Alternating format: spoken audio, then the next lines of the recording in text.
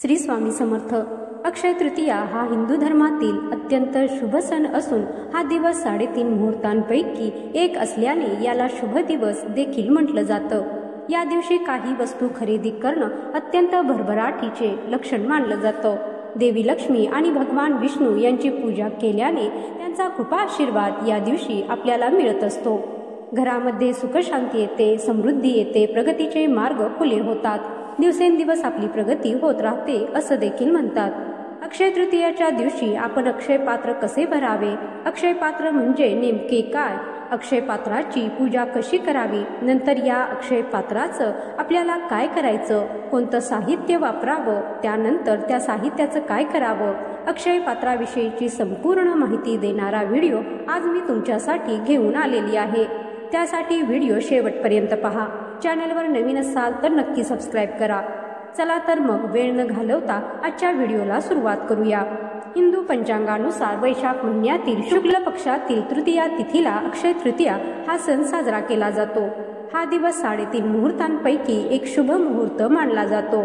या दिवशी शुभ कामाची सुरुवात, पूजा, आराधना, जप, तप, दान, धर्म केल्याने अक्षय पुण्याची प्राप्ती होते।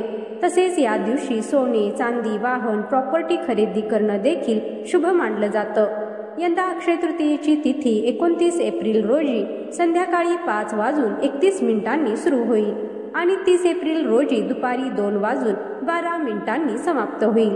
उदय तिथीनुसार 30 एप्रिल रोजी अक्षय तृतीयेचा सण हा साजरा केला जाईल। बुधवारी 30 एप्रिल रोजी पहाटे 5:31 पासून अक्षय तृतीयेच्या पूजेचा शुभ मुहूर्त आहे। तो दुपारी 12:18 पर्यंत असेल, म्हणजे सकाळी 5:31 पासून ते दुपारी 12:18 पर्यंत तुम्ही तुमची जी पूजा आहे तर ती पूजा आणि सोने खरेदी देखील करू शकता। तसेच अक्षय तृतीयाच्या दिवशी सोने खरेदीचा जो मुहूर्त आहे तो पहाटे 5:41 पासून दुपारी 2:12 पर्यंत आहे, कारण की यानंतर तृतीया ही तिथी संपत आहे। त्यासाठी तुम्ही 2:12 पर्यंत तुमची सोन्याची जी खरेदी आहे तर ती खरेदी करू शकता। तसेच या दिवशी जर तुम्ही सोने चांदीची जर खरेदी करू शकत नसाल तर अक्षय तृतीयाच्या दिवशी तुम्ही मातीची भांडी, पितळेची भांडी किंवा पिवळी मोहरी देखील खरेदी करू शकता। अक्षय तृतीयाच्या दिवशी काय खरेदी करावे किंवा आपण जर सोने चांदी खरेदी करूही शकलो तर कोणत्या आपण लक्ष्मीकारक वस्तू या दिवशी खरेदी कराव्यात याबद्दलचा सविस्तर व्हिडिओ आपल्या चॅनलवरती आहे। तो पाहून तुम्ही एखादी वस्तू खरेदी करू शकता। याची लिंक मी डिस्क्रिप्शन बॉक्समध्ये देईन, तुम्ही नक्की तो व्हिडिओ पहा आणि त्यातील एखादी वस्तू 5 ते 10 रुपयाची वस्तू आहे ती तुम्ही या दिवशी नक्कीच खरेदी करा। अगदी क्षुल्लक पण प्रचंड परिणाम करणाऱ्या अशा या वस्तू आपण त्या व्हिडिओमध्ये सांगितलेल्या आहेत। तर अक्षय तृतीयाच्या दिवशी सकाळी लवकर उठायचं आहे, स्नान करायचं आहे, स्वच्छ वस्त्र परिधान करायचं आहे, त्यानंतर घर स्वच्छ करून भगवान श्री हरी विष्णू आणि देवी लक्ष्मीची पूजा आपल्याला या दिवशी करायची आहे। अक्षय तृतीयाच्या दिवशी सुरू केलेल्या कुठल्याही कार्याचा क्षय होत नाही असं म्हणतात। शिवाय या दिवशी आपण ज्या वस्तूंचं दान करतो त्या अक्षय प्रमाणामध्ये म्हणजेच विपुल प्रमाणामध्ये पुन्हा आपल्याला मिळतात।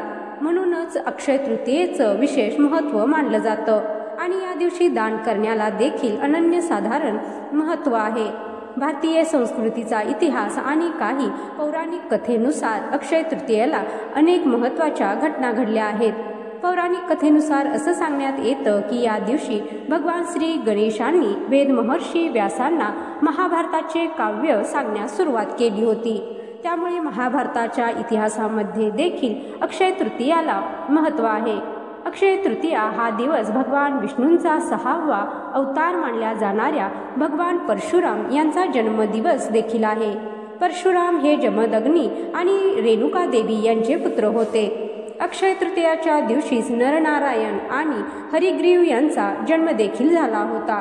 अक्षय तृतीयाला सत्ययुग संपून त्रेतायुगाचा प्रारंभ झाला होता।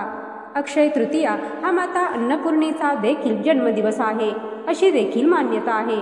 त्यामुळे या दिवशी अन्नपूर्णा मातेला प्रसन्न केल्यास आयुष्यभर घरामध्ये सुख समृद्धी नांदते।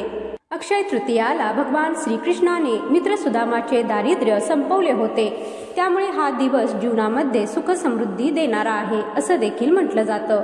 असं म्हणतात की अक्षय तृतीयालाच पृथ्वीवरती गंगा उतरली होती. अक्षय तृतीयाला भगवान कुबेराने श्रीमाता लक्ष्मीची आराधना केली होती, ज्यामुळे कुबेरांना देवांचा खजिनदार म्हणून देखील नेमण्यात आलं होतं. 5 पांडवांना अनमोल मार्गदर्शन करण्याचं काम भगवान श्रीकृष्णांनी केलं. प्रभू रामाप्रमाणेच 5 पांडवांना देखील वनवासाला जावं लागलं. वनवासामध्ये येणाऱ्या असंख्य अडचणी विचारात घेऊन होणारा त्रास कमी व्हावा यासाठी श्रीकृष्णाने त्यांना एक भांडं दिलं. त्या भांड्याला अक्षय पात्र म्हणून ओळखलं जातं. अक्षय पात्रामुळे पांडवांना आपल्या वनवासामध्ये कधीही खाण्यापिण्याची चिंता वाटली नाही. म्हणूनच अक्षय तृतीयाच्या दिवशी मोठ्या प्रमाणामध्ये दान धर्म केला जातो, जेणेकरून की आपण दान धर्म केला किंवा या दिवशी नवीन काही खरेदी केली तर पूर्ण वर्षभर कुटुंबाची भरभराट होते. थोडक्यात 5 पांडवांना ज्या दिवशी अक्षय पात्र भेटले तोच दिवस म्हणजे अक्षय तृतीयाचा दिवस.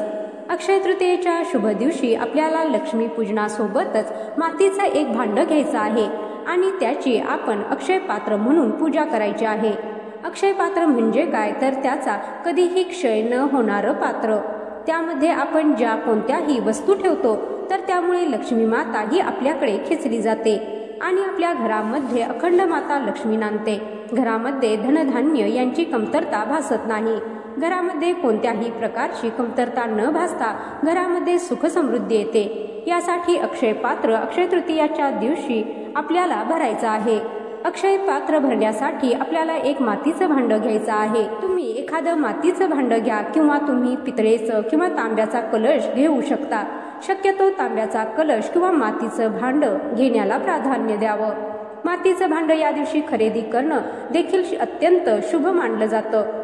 तुमच्याकडे मकर संक्रांतीचं एखादं सुगड असेल तर ते तुम्ही घेऊ शकता किंवा तुम्ही एखादं नवीन मातीचं भांडं आणून ते तुम्ही रंगवून घेऊ शकता. हळदीने रंगवून घ्या किंवा तुम्ही इतर कोणत्याही रंगीत रंगाने रंगवून ते स्वच्छ तुम्हाला व्यवस्थित सुशोभित असं करून घ्यायचं आहे. या दिवशी अक्षय पात्र आपण भरायचं आहे, जेणेकरून आपल्या घरामध्ये सुख समृद्धी नांदावी, माता लक्ष्मी आपल्या घरामध्ये टिकून राहावी. अक्षय पात्र आपण सजवून घ्यायचं आहे. त्यावरती आपल्याला ओल्या कुंकवाने स्वस्तिक हे चिन्ह काढायचं आहे. सोबतच 2 दांड्या द्यायच्या आणि स्वस्तिक मध्ये 4 बिंदू द्यायला विसरायचं नाही. अक्षय तृतीयाच्या दिवशी अक्षय पात्र भरत असताना त्यामध्ये आपल्याला तांदूळ भरून घ्यायचा आहे. तांदूळ ज्याला अक्षता असं म्हटलं जातं, ज्याचा कधीही क्षय होत नाही किंवा पूजेमध्ये एखादी गोष्ट जर अपूर्ण असेल तर आपण त्यामध्ये तांदूळ वाहतो, जेणेकरून आपली पूजा जी आहे तर त्यामुळे पूर्ण होत असते. असे या अक्षदांचं महत्त्व हे अनन्यसाधारण आहे. अक्षदा म्हणजे तांदळाचा रंग हा पांढरा आहे आणि तांदळाचा थेट संबंध हा शुक्र ग्रहाशी असतो. त्यामुळे आपला शुक्र ग्रह मजबूत होतो आणि ज्यांचा शुक्र ग्रह मजबूत आहे अशा घरामध्ये पैशाच्या संबंधित कोणत्याही अडचणी येत नाहीत. धंद्या व्यवसाया संबंधित कोणत्याही अडचणी येत नाहीत. त्यासाठी आपण यामध्ये अखंड तांदूळ भरायचे आहेत. तांदूळ किती भरावे तर अक्षय पात्र पूर्ण भरेपर्यंत आपल्याला हे तांदूळ जे आहे तर ते भरायचे आहेत. यामध्ये तुम्ही 11 नाणी भरायची आहेत.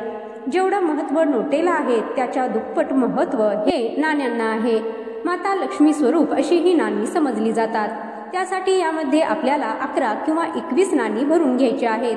एखादा सोन्याचा दागिना या दिवशी तुम्ही जे काही सोन्याचं खरेदी करणार असाल ते तुम्ही यामध्ये भरू शकता किंवा तुमच्या जवळ जर अगोदर खरेदी केलेलं सोनं असेल तर ते देखील तुम्ही यामध्ये भरून घेऊ शकता. या दिवशी सोने खरेदी करण्याला अनन्यसाधारण महत्त्व आहे.